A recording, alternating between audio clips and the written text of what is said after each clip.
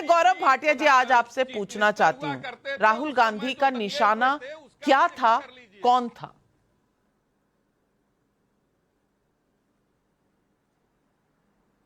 देखिए नाविका जी, सबसे पहले तो मैं ये कहूंगा, भारत की जनता ने गांधी परिवार को और खास राहुल गांधी को वो स्नेह और सम्मान दिया है जो कि शायद वो इसके हकदार नहीं है।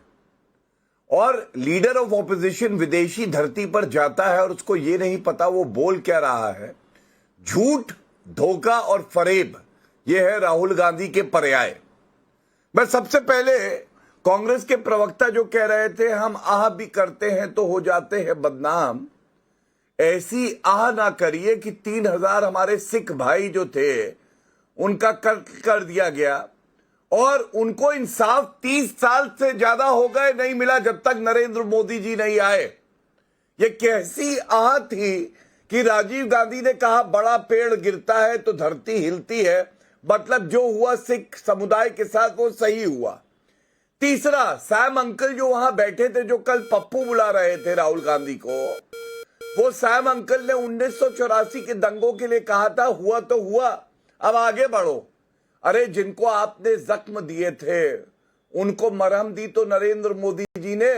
जगदीश टाइटलर को आपने मंत्री बनाया, सज्जन कुमार को सांसद बनाया, सज्जन कुमार जेल में है, कन्विक्शन हुआ है, जगदीश टाइटलर के खिलाफ मुकदमा चल रहा है। यह है नरेंद्र मोदी जी की ताकत।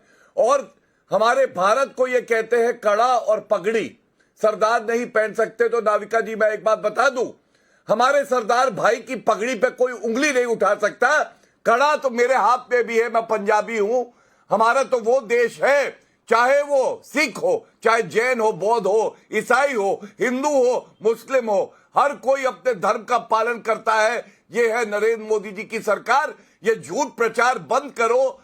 राहुल गांधी शापित है, वो जहां जाते हैं नष्ट करते हैं, कभी कांग्रेस को नष्ट करते हैं, कभी भारत की जो चरित्र है उसको नष्ट करने का प्रयास करते हैं, लेकिन राहुल गांधी खुद नेस्त नाबूद हो जाएंगे।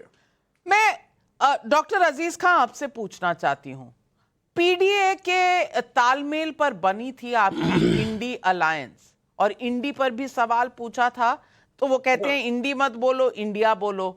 तो फिर वहां पे एक छात्र थे, उन्होंने पूछा कि इंडिया में ए तो अलायंस ही होता है, तो अगर अलायंस बोलना है तो इंडी अलायंस बोलना पड़ेगा। खैर, लेकिन राहुल गांधी ने जो कहा अजीज खां साहब आरक्षण के मामले में, आपको नहीं लगता कि जिस तरह चुनाव के दौरान अमित शाह जी का कमेंट तोड़ मरोड़ कर पेश किया था, वो एक तरीका था विपक्ष का, और आज राहुल गांधी कह रहे हैं कि हम आरक्षण खत्म कर देंगे? तो भैया यही तो पहले से बीजेपी कह रही थी कि ना नेहरू जी, ना इंदिरा गांधी, ना राजीव गांधी, ना राहुल गांधी कभी भी आरक्षण चाहते थे, इसीलिए मुंह से सच्चाई निकल गई। ये क्या, इसका क्या जवाब दिया?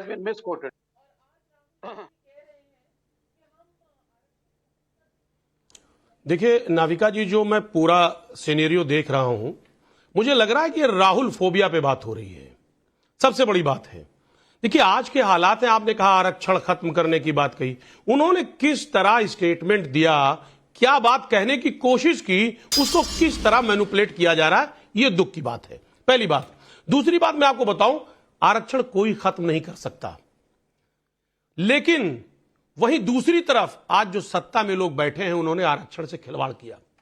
अभी यही उत्तर प्रदेश है, 69,000 शिक्षकों की भर्ती हुई, किस तरह आरक्षण पर खेल हुआ, किस तरह आरक्षण से खिलवाड़ किया गया, उस पर जवाब नहीं देंगे साहब। राहुल जी ने क्या बोला वहां पे, किस तरह बोला, उसका क्या मकसद था बात करने का, वो मकसद पे नहीं बात होगी।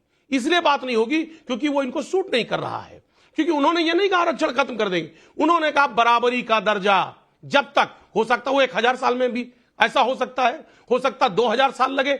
सवाल इस बात का है कि वो एक पर्सपेक्टिव, किस पर्सपेक्टिव में बात हो रही थी, वो एक अलग इशू है। लेकिन बीजेपी जो मौके पे कर रही है, आरक्षण को खत्म कर रही है, लगातार आरक्षण ले रही है, और इनका जो नियत है वो ठीक नहीं है, एक बात।